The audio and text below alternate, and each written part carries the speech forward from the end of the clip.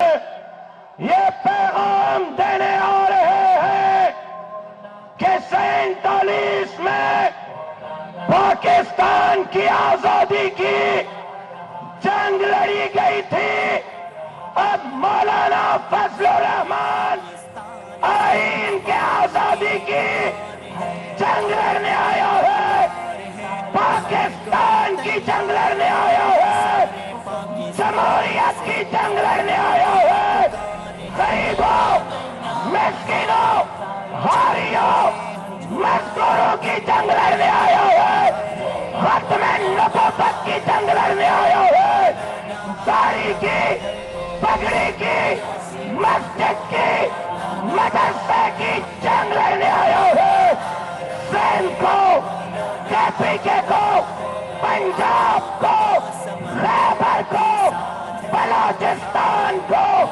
کشمیر کو، فاٹا کو، گلگت کو حقوق دلانے کی جنگ لڑ رہا ہے۔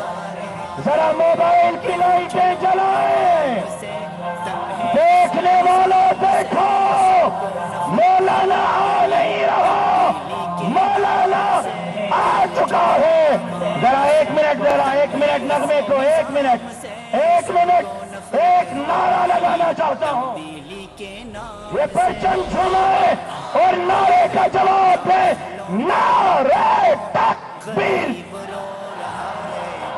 نعرہ تکبیر، اور کہہ دو ہم ہیں خاموش کہ پر ہم عالم کا نظام یہ سمجھتے ہیں کہ ہم میں طاقت فریاد نہیں۔ اے خاک نشینوں اٹھ بیٹھو، وہ وقت قریب آ پہنچا ہے جب تخت گرائے جائیں گے، جب تاج اٹھالے جائیں گے، قائد ملت اسلامیہ امام الانقلاب حضرت مولانا فضل الرحمان عوام کے فاتح مارتے ہوئے سمندر سے مخاطب ہوا چاہتے ہیں۔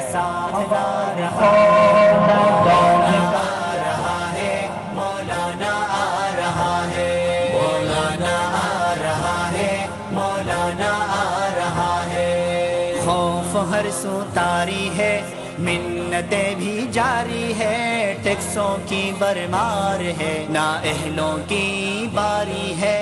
خوف ہر سو طاری ہے، منتیں بھی جاری ہے، ٹیکسوں کی برمار ہے، نااہلوں کی باری ہے۔ مولانا آ رہا ہے، سونا ڈالر دونوں آسماں کو چھو رہا ہے، مولانا آ رہا ہے، مولانا آ رہا ہے، دنیا سے بھاگو، مولانا آ رہا ہے، مولانا آ رہا ہے، مولانا آ رہا ہے۔ شان ہے پاکستان کا سب اہل ایمان کا، ہر کوئی دیوانہ ہے قائد فضل الرحمان کا۔ شان ہے پاکستان کا سب اہل ایمان کا، لا سيما على سيد الرسل وخاتم الأنبياء، أما بعد،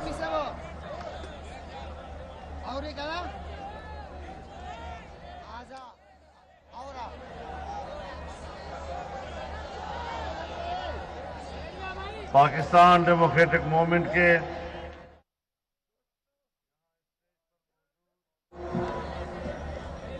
تمام معزز قائدین، بزرگان ملت، میرے دوستوں، میرے بھائیوں، میری بہنوں،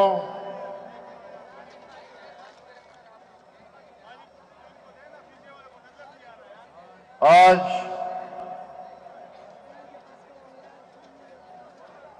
ہم سب کے لیے جو اس اجتماع میں موجود ہیں، بڑی سعادت کی بات ہے کہ ہم ایسے لمحات میں اکٹھے ہیں جب ربیع الاول کا چاند بھی نظر آ گیا ہے اور ربیع الاول کی پہلی رات ہے.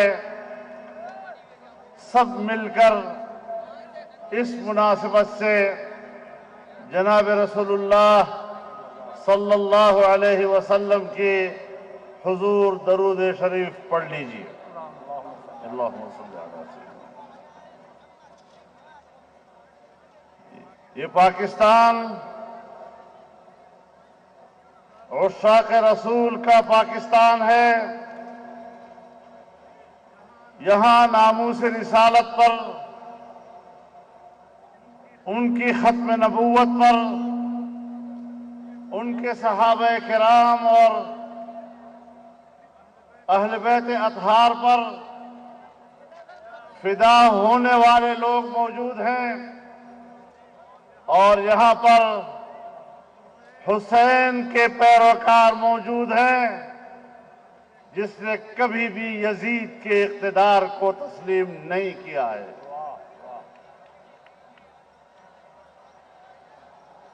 میرے محترم دوستو،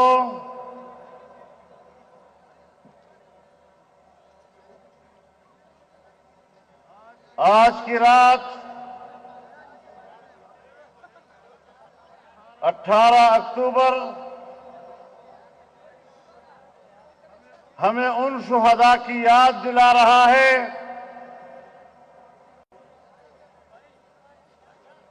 جب آپ محترمہ بے نظیر بھٹو صاحبہ کے استقبال کے لیے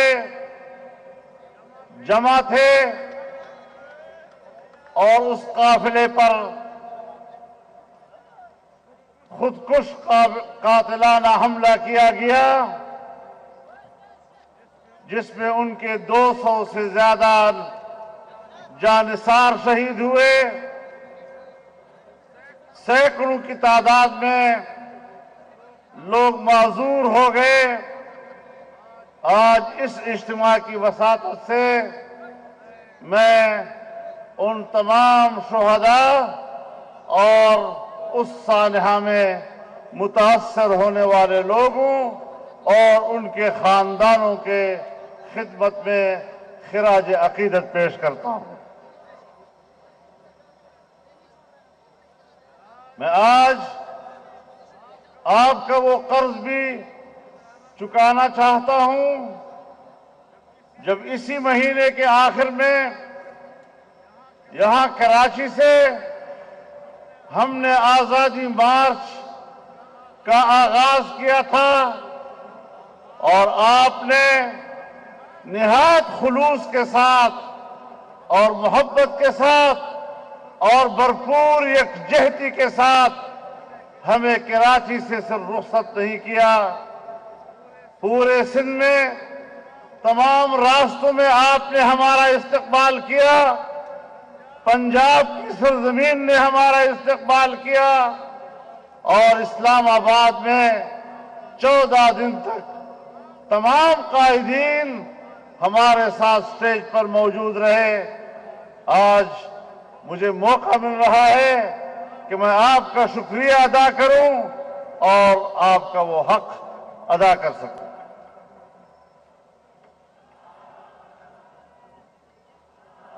میرے محترم دوستو،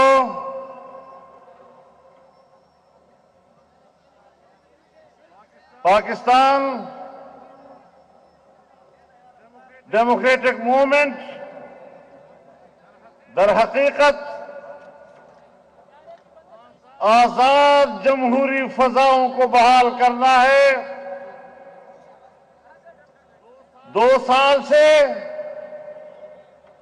ہم میدان کارزار میں ہیں. ہمیں مجبور کیا جا رہا ہے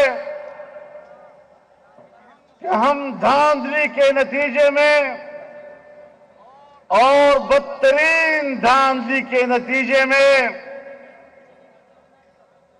قائم کی ہوئی حکومت کو تسلیم کر لیں، لیکن تمام مراحل گزر گئے. ہمیں ڈرایا دھمکایا بھی گیا، ہمیں لالچ اور ترغیب بھی دی گئی، لیکن ہم نہ دھمکیوں سے مروب ہوئے، نہ کسی لالچ سے ہم متاثر ہوئے۔ آج بھی اپنے موقف پہ قائم ہیں اور اعلان کہتے ہیں کہ ہمیں یہ کٹ پتلی حکومت قبول نہیں ہے اور ہم اس کے ہاتھ پر بیعت کرنے کے لیے تیار نہیں ہیں۔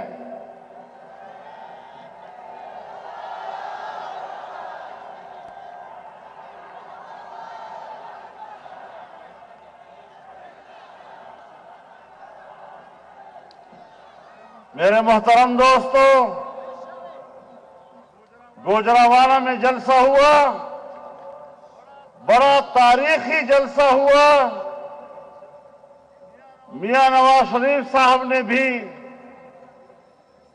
خطاب کیا۔ ان کا خطاب الیکٹرانک میڈیا پر تو نہیں دکھایا گیا، لیکن ان کے کچھ حصوں پر ہمارے کچھ بڑوں کو بڑا اعتراض تھا، اور موقع ملا کٹ پتلی صاحب کو کہ آج وقت ہے ذرا بوٹ پالش کر لیں۔ بوٹ پالش کرنے کے لیے آیا۔ ہمیشہ جب بات کرتا ہے تو کوئی نہ کوئی بونگی مار دیتا ہے۔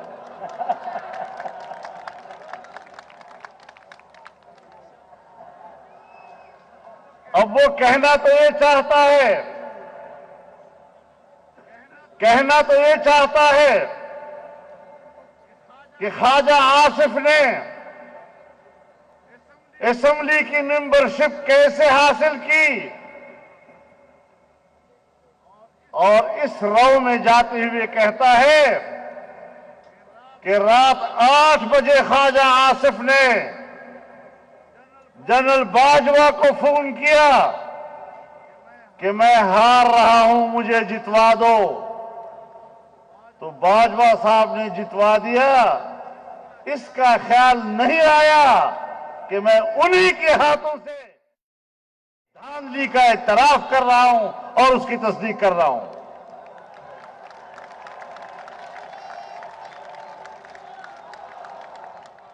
باجوہ صاحب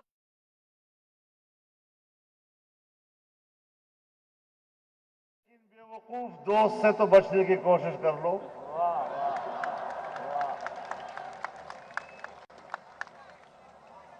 آج اگر آپ سے دنیا کو شکایت ہے تو اس کی شکایت ہم سے نہ کیجیے، اپنے ان احمق دوستوں سے کیجیے۔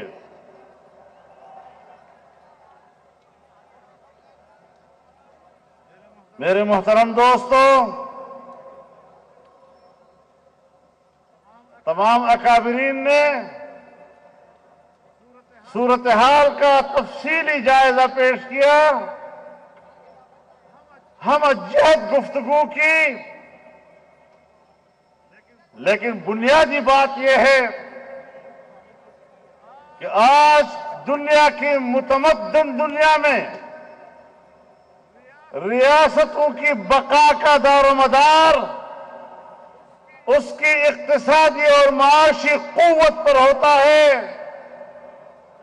جب مسلم لیگ اپنا آخری بجٹ پیش کر رہا تھا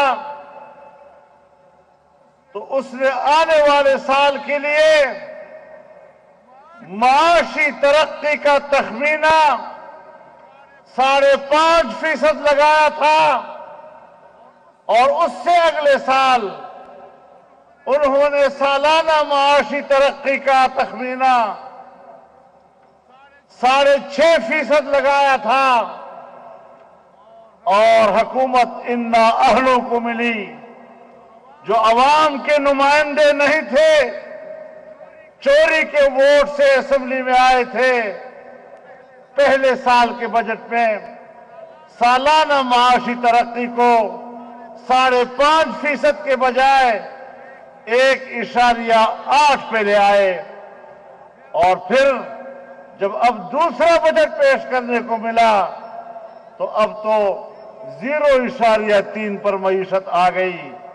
میں آج یہ بات اس لیے آپ سے کہنا چاہتا ہوں کہ جب معیشت تباہ ہوتی ہے، معیشت کی کشتی ڈوبتی ہے، تو پھر ریاستیں تبدیل ہو جاتی ہے، ریاستیں اپنا وجود کھو بیٹھتی ہیں۔ سوویت یونین کی مثال سب دنیا کے سامنے ہے۔ آج بھی وہ دفاعی لحاظ سے سپر طاقت ہے، ویٹو پاور ہے، لیکن معاشی لحاظ سے جب وہ تباہ ہو گیا تو اپنا وجود برقرار نہیں رکھ سکا اور واپس رشین فیڈریشن کی طرف چلا گیا۔ یقین جانیے یہ لوگ جو یہاں بیٹھے ہیں یہ آج پاکستان کی بقا کی جنگ لڑ رہے ہیں، یہ پاکستان کے تحفظ کی جنگ لڑ رہے ہیں، پاکستان کے آئین کی تحفظ کی جنگ لڑ رہے ہیں۔ آئین نے جس جمہوریت کا تعین کیا ہے اس جمہوریت کی جنگ لڑ رہے ہیں، اور جن قوتوں نے کہا کہ آپ اس حکومت کو تسلیم کر لیں، یہ تو ممکن نہیں کہ ہم اس حکومت کو تسلیم کریں۔ آپ سے یہ بات ہم منوائیں گے کہ غلطی ہوئی ہے اور ہم معافی مانگتے ہیں اور آئندہ یہ غلطی نہیں دہرائیں گے۔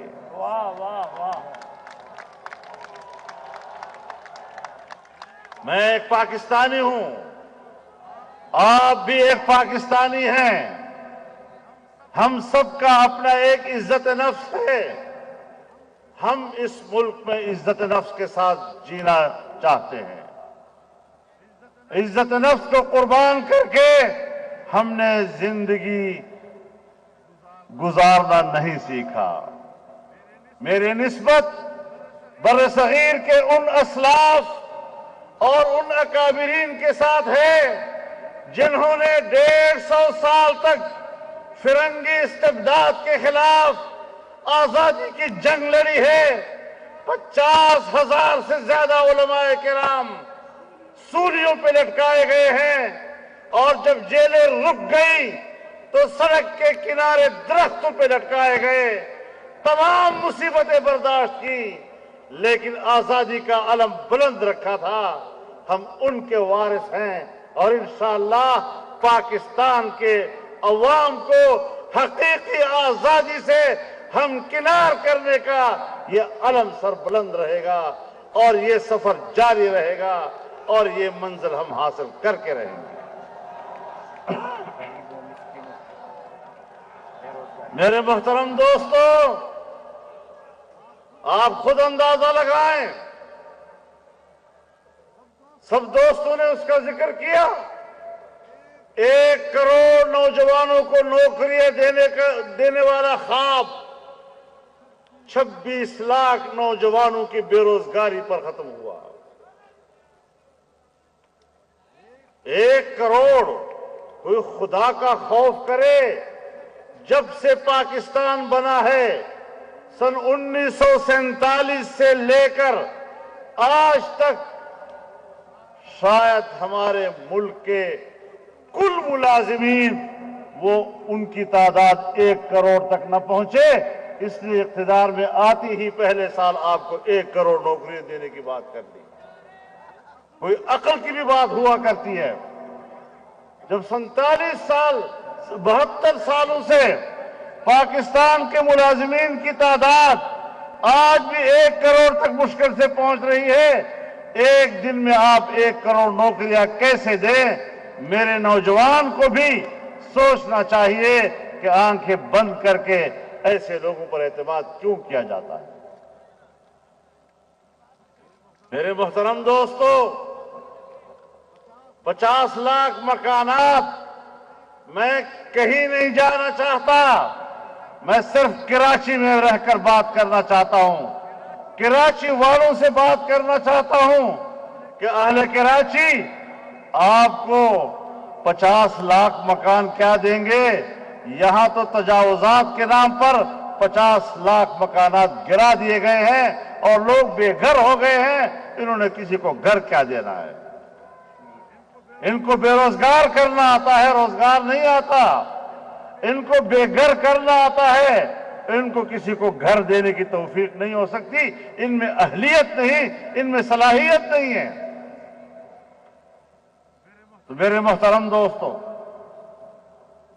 آج ان حالات میں جبکہ ایک غریب آدمی کی قوت خرید جواب دے چکی ہے اور وہ اس قابل نہیں رہا کہ وہ بازار جا کر اس مہنگائی میں اپنے بچوں کے لیے راشن خرید کر گھر لا سکے، قوت خرید ختم کر دی ہے۔ غریب انسان کدھر جائے گا؟ بچوں کو سڑک پر لا کر برائے فروخت کا کتبہ لگایا جاتا ہے، اپنے بچوں کا بوجھ نہیں اٹھا سکتے، ان کو ذبح کر دیا جاتا ہے۔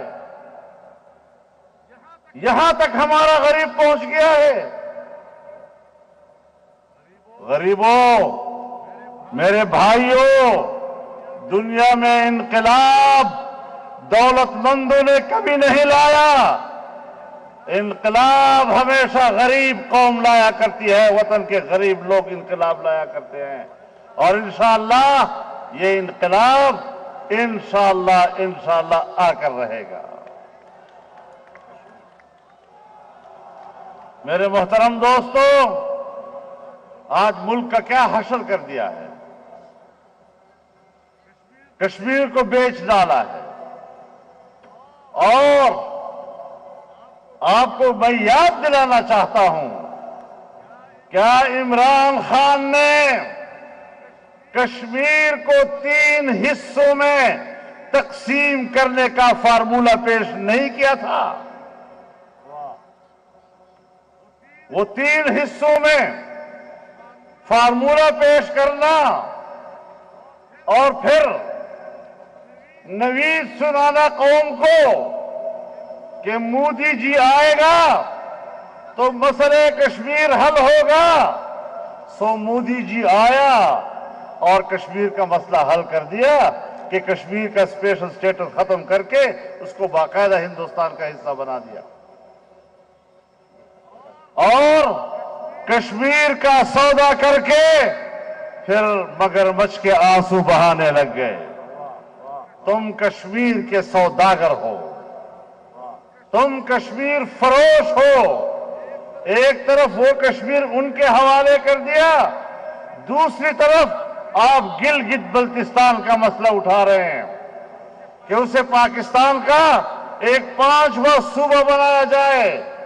ہم سمجھتے ہیں کشمیر پاکستان کا ہے، کشمیری پاکستانی ہے، گلگت بلتستان کا آدمی پاکستانی ہے، لیکن بہرحال 72 سالوں سے پاکستان کا ایک موقف رہا ہے، سلامتی کونسل کی قراردادوں کے حوالے سے، اقوام متحدہ کی قراردادوں کے حوالے سے، اور 1949 میں ہم نے سلامتی کونسل میں کشمیر کا جو نقشہ پیش کیا ہے اور جو وہاں جمع کرایا ہے، اس میں گلگت بلتستان وہ آل جموں کشمیر کا حصہ بتایا گیا ہے۔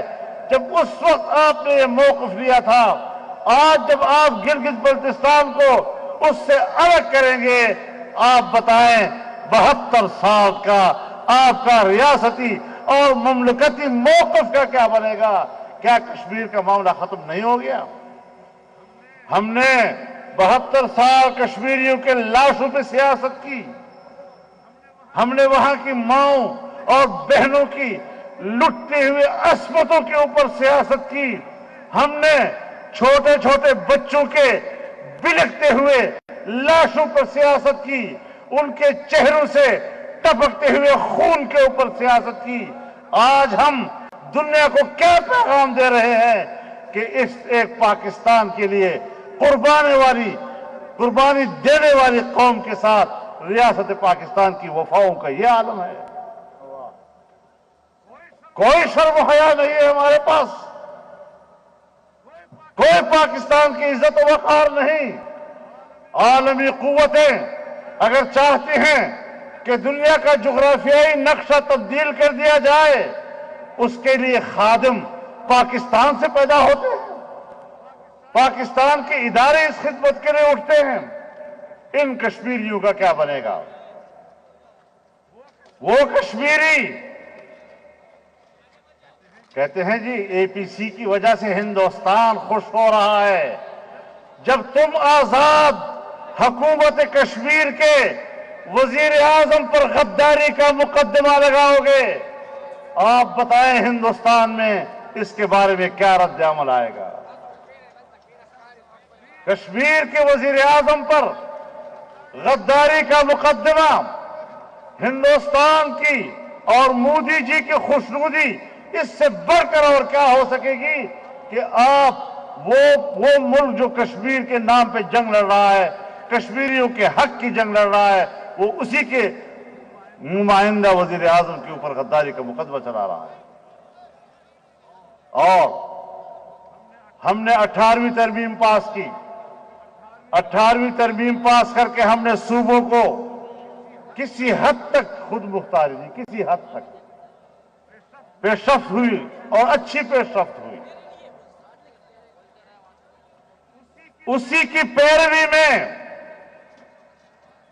آزاد کشمیر کے آئین میں 13ویں ترمیم لائی گئی، جس سے وہاں کی حکومت اور اسمبلی کے اختیارات میں اضافہ کیا گیا۔ لیکن آج پاکستان کے مقتدر قوتیں اور پاکستان کے حکمران پھر سر جوڑ کر بیٹھے ہوئے ہیں کہ 14ویں ترمیم لا کر ہم ان کے اختیارات کو کم کر دیں۔ آپ بتائیں کشمیریوں کو دیے ہوئے اختیارات ایک نئی ترمیم کے ساتھ آپ اس سے واپس چھین رہے ہیں۔ آپ اپنے ملک کے اندر صوبوں کو دیے ہوئے اختیارات ان سے واپس چھین رہے ہیں۔ اس سے بغاوتیں پیدا نہیں ہوں گی، کشمیر کے اندر پاکستان کے خلاف بغاوت شروع ہو جائے گی، ہمارے اپنے صوبوں کے اندر اپنے ملک کے خلاف آوازیں بلند ہوں گی۔ اور اگر آپ نے سندھ اور بلوچستان کے جزائر کے اوپر قبضہ کرنے کی کوشش کی تو یقین جانیے یہ 18ویں ترمیم یعنی آئین کی روح کے خلاف ہوگا، اور کسی طریقے سے بھی نہ کوئی سندھی، نہ کوئی بلوچ، نہ کوئی پشتون وہ آپ کے اس قسم کے فیصلوں کو تسلیم کرنے کے لیے تیار ہوگا۔ یہ جزائر سندھ کے ہیں، ان پر ان کے بچوں کا حق ہے۔ یہ جزائر بلوچستان کے ہیں، وہاں کے لوگوں کے بچوں کا اس کے اوپر حق ہے، وہاں کی ماہی گیروں کا اس کے اوپر حق ہے۔ آپ کو کوئی حق نہیں پہنچتا۔ اور اس حوالے سے ہم خود آل پارٹیز کانفرنسز کر چکے ہیں، چاروں صوبوں میں کر چکے ہیں، اور اس بات پر پورا اتفاق رائے تمام سیاسی جماعتوں کے اندر موجود ہے کہ 8ویں ترمیم کا تحفظ کیا جائے گا، صوبوں کے حقوق کا تحفظ کیا جائے گا، اور NFC ایوارڈ جس طرح آئین کہتا ہے کہ صوبوں کے حقوق میں اضافہ تو ہو سکتا ہے، کمی نہیں کی جا سکے گی، ایسے کوئی ترمیم تسلیم نہیں کی جائے گی کہ جس سے آپ چھوٹے صوبوں کے حقوق میں کمی لا سکیں۔ اس پر کوئی کمپرومائز نہیں ہوگا۔ میرے محترم دوستو، بڑی کوشش ہو رہی ہے کہ سندھ کو تقسیم کر دیا جائے، لیکن سندھ کی تقسیم کا اختیار سندھ کے عوام کو ہے۔ اگر سندھ کے عوام نہیں چاہتے، کسی کا باپ بھی صوبہ سندھ کو تقسیم کرنے کی جرات نہیں کر سکے گا۔ نعرہ تکبیر! ایک نعرہ سندھ کو کھپائیں گے، جواب ملن کے پہ پاتا رکھائیں گے، سندھ کو کھپائیں گے، سندھ کو کھپائیں گے، سندھ کو کھپائیں گے۔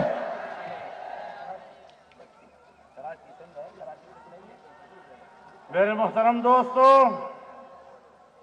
آج ہر شعبہ زندگی کرب میں مبتلا ہے، چھوٹے ملازمین ہوں، میڈیکل ہیلتھ ورکرز ہوں، اساتذہ ہوں، وکلاء ہوں، تاجر ہوں، دکاندار ہوں، یہاں تک کہ صنعت کار ہوں، مزدور اور کسان ہو، ایک ایک طبقہ میدان میں نکلا ہوا ہے، احتجاج کی آواز بلند کیے ہوئے ہے، اسلام آباد تک پہنچ جاتے ہیں، کئی کئی روز وہاں پر دھرنا دے رہے ہوتے ہیں، اپنی چیخ پکار پوری دنیا تک پہنچانا چاہتے ہیں، پوری دنیا ان کی آواز کو سنتی ہے، لیکن ساتھ میں ایک بنگلے کے اندر بیٹھا ہوا ایک بہرا وزیر اعظم ان کی بات نہیں سنتا، بہرا بھی ہے، جعلی بھی۔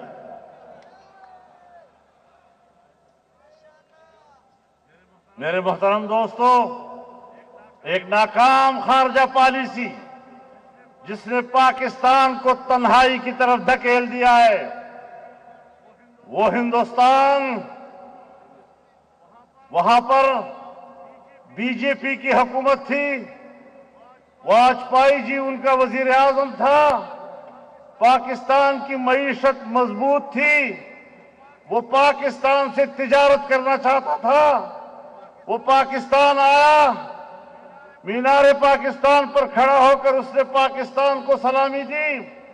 ایک وہ حالت تھی جب ہندوستان آپ سے تجارت کرنا چاہتا تھا، آج بھی وہاں پر بی جے پی کی حکومت ہے، مودی جی وہاں کا وزیر اعظم ہے، اب بھی ان کا رویہ دیکھ لو کہ پاکستان کے ساتھ ان کا رویہ کیا ہے۔ وہ چائنا جس کی دوستی کو ہم ایسی دوستی سمجھتے تھے کہ ہمالیہ سے بلند، بحر الکاہل سے گہری، شہد سے زیادہ میٹھی، اور 70 سالوں کے بعد ہماری وہ دوستی ایک اقتصادی دوستی میں تبدیل ہو گئی۔ اس نے پاکستان میں 60 سے 70 ارب ڈالر انویسٹ کیے اور یہاں پر سرمایہ کاری کی، یہاں پر آپ کو بجلی گھر بنانے کے لیے انہوں نے آپ کو فنڈ عطا کیے، انہوں نے آپ کو یہاں پر مختلف مقامات میں صنعتی بستیاں آباد کرنے کے لیے مدد دی، آپ کو سی پیک دیا، آپ بین الاقوامی روٹ بن گئے عالمی تجارت کے لیے، لیکن اس تمام تر سفر کو آج اگر روکا ہے تو یہ کس نے روکا؟ اس گورنمنٹ نے روکا ہے۔ دوستی ضائع کر دی، اعتماد ضائع کر دیا، وہ تمام منصوبے خاکستر ہو گئے، اور اس طرح چین بھی اب ہمارے پر وہ اعتماد کرنے کو تیار نہیں ہوگا۔ تو ہندوستان پہلے سے آپ کا دشمن ہے، چین کا اعتماد بھی ٹوٹ گیا، اور افغانستان کا وہ پیسہ جب ہمارے 1 روپے کے مقابلے میں اس کا 1000 روپیہ افغانی کہلاتا تھا، آج اس کا افغانی روپیہ پاکستان کے روپے سے زیادہ مستحکم ہو گیا ہے، وہ بھی پاکستان کی طرف تجارت کا ہاتھ نہیں بڑھا رہا ہے۔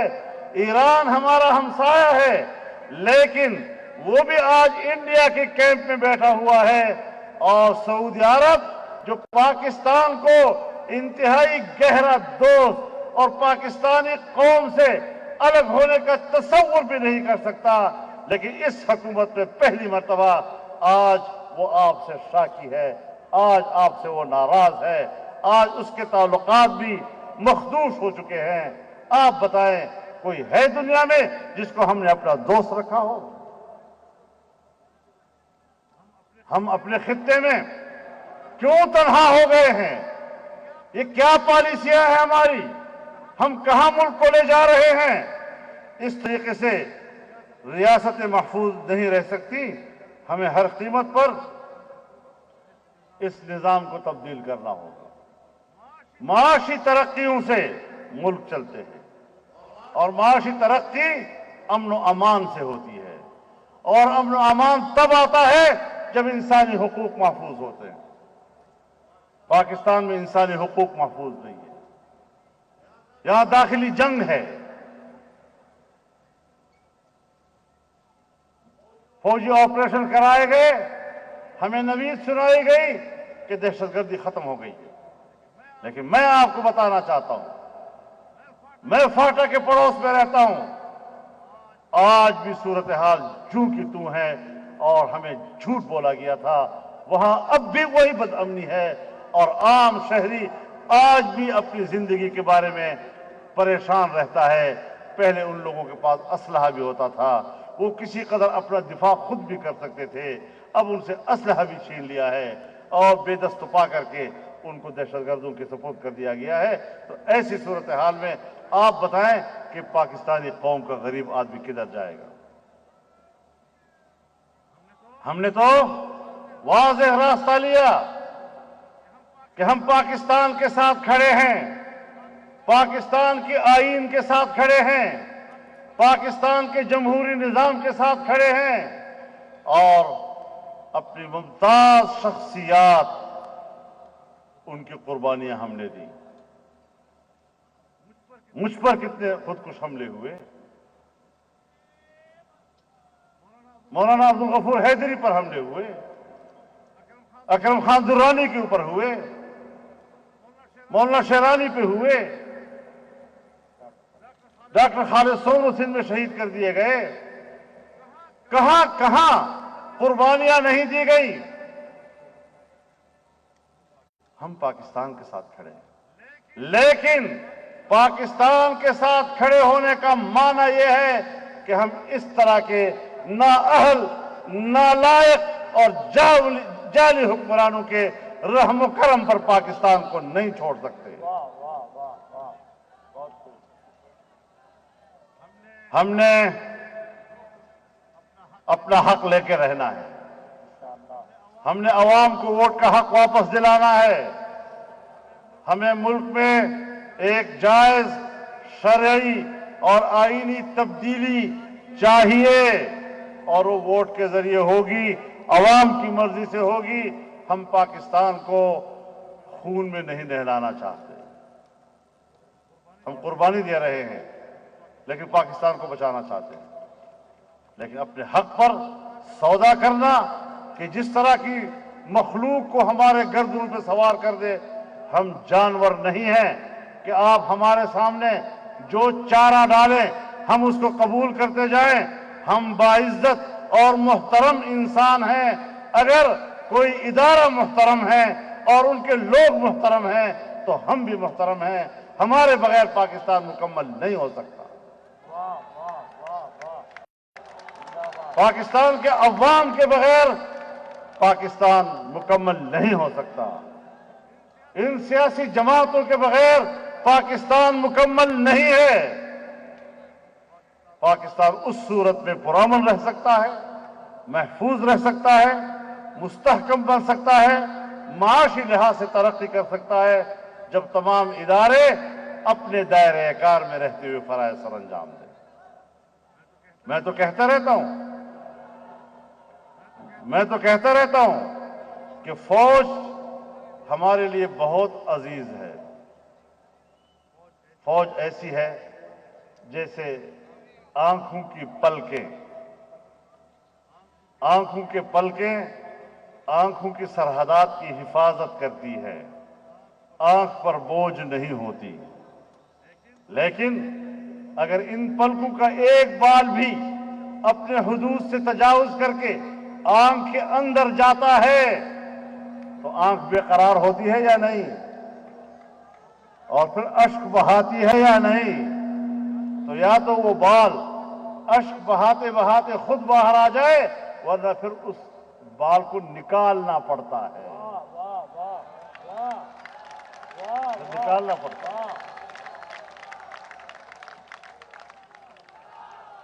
تو وہ اپنے حدود میں رہیں، ہماری آنکھوں کے پلکیں ہمارے لیے عزیز، ہم پر کوئی بوجھ نہیں، وہ ملک کی دفاع کریں گے، ہم سلوٹ کریں گے ان کو، لیکن اپنے حدود سے آ کر میرے گھر میں آنا اور میرے گھر کا مالک بن جانا، میں اپنے گھر کے احاطے میں کسی کو مالک اور قابض تسلیم نہیں کر سکتا، تو پھر ادارے بھی اسی اصول کے اوپر چلنے چاہیے۔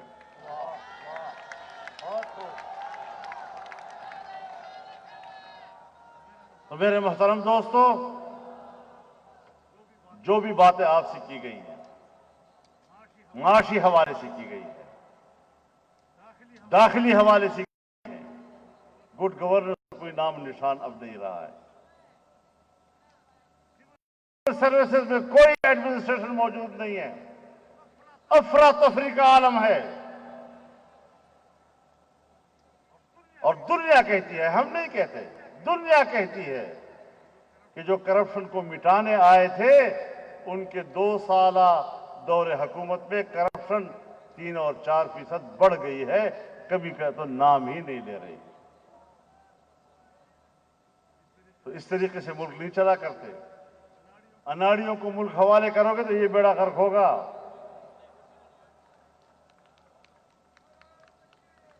تم نے لوگوں میں کہا یہ لوگ چور ہیں، چور ہیں، چور ہیں، چور ہیں، بدنام بھی کیا۔ آپ اس موجودہ حکومت کی برکت سے لوگ انہی کو دوبارہ مانگ رہے ہیں کہ انہی کو واپس لے آؤ، کم از کم کھانے پینے کو تو کچھ ملتا تھا۔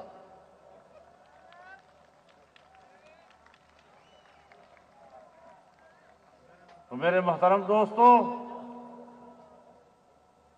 ہم ایک میدان میں ہیں، ایک محاذ پر ہیں، اس محاذ پر ہم ڈٹے ہوئے ہیں اور تمام سیاسی قوتیں ایک پلیٹ فارم پر ہیں، اور انشاءاللہ یہ جنگ ہم جیت کر رہیں گے، یہ حق ہم حاصل کر کے رہیں گے۔ پاکستان کی حفاظت ہوگی، اسلام کی حفاظت ہوگی، جمہوریت کی حفاظت ہوگی، آئین کی حفاظت ہوگی، اور اس مقصد کے لیے ہم نے آگے بڑھنا ہے۔ ہمارے اندر نظریاتی اختلاف ہو سکتے ہیں، لیکن جب تک زمین ہمارے ہاتھ میں نہیں ہے، کون کہہ سکتا ہے کہ اس پہ کیا کاشت کیا جائے؟ ہم اپنا حق لے کر رہیں گے، عوام کا حق لے کر رہیں گے۔ آپ انشاءاللہ دعا بھی کریں گے اور دوا بھی کریں گے۔ آپ کا جذبہ، آپ کا خلوص انشاءاللہ ایک نئی دنیا کو متعارف کرائے گا، ایک انقلاب۔ میں ایک بار پھر جناب بلاول بھٹو صاحب کا، پاکستان پیپلز پارٹی کا شکر گزار ہوں کہ انہوں نے ہر سال کارساز کے شہداء کے حوالے سے جلسہ وہ پی ڈی ایم کے حوالے سے کیا، اور تمام جماعتوں کو اس میں دعوت دی۔ انشاءاللہ 25 اکتوبر کو کوئٹہ میں بہت بڑا جلسہ عام ہوگا، عظیم الشان اجتماع ہوگا، اور اس کے بعد پورے ملک کے اندر یہ سلسلہ بڑھے گا۔ انشاءاللہ ہم اس سفر کو جاری رکھیں گے۔ اللہ ہمارا حامی و ناصر ہو۔ وآخر دعوانا ان الحمدللہ رب العالمین۔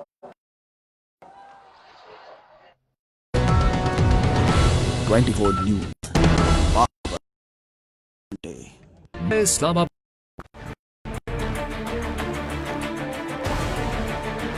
71 سال ایک جملہ، ملک نازک دور سے گزر رہا ہے۔ ملک میں امن آئے گا، معیشت بہتر ہوگی، کب ہوگا یہ سب؟ ملک کی آبادی کا 65%، قوم کا مستقبل یعنی 14 کروڑ نوجوان، 28 کروڑ ہاتھ جو اٹھیں تو ملک کی تقدیر بدل۔ جذبوں کا ایک سمندر جس کی منہ زور لہریں چلیں تو کئی دہائیوں کی گرد کو اپنے ساتھ بہا لے جائیں۔ مگر جن آنکھوں میں چمک ہونی چاہیے تھی وہ آنکھیں سوال کر رہی۔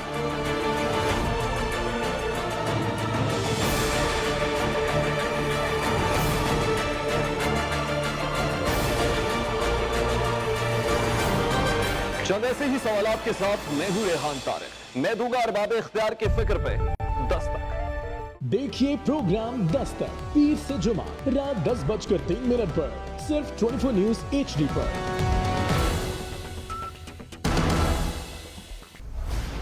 کب تک چلے گا ظلمت کا راج؟ آنسو پہنچنے ہوں گے، درد بانٹنے ہوں گے، اب جو کرے گا وہ بھرے گا۔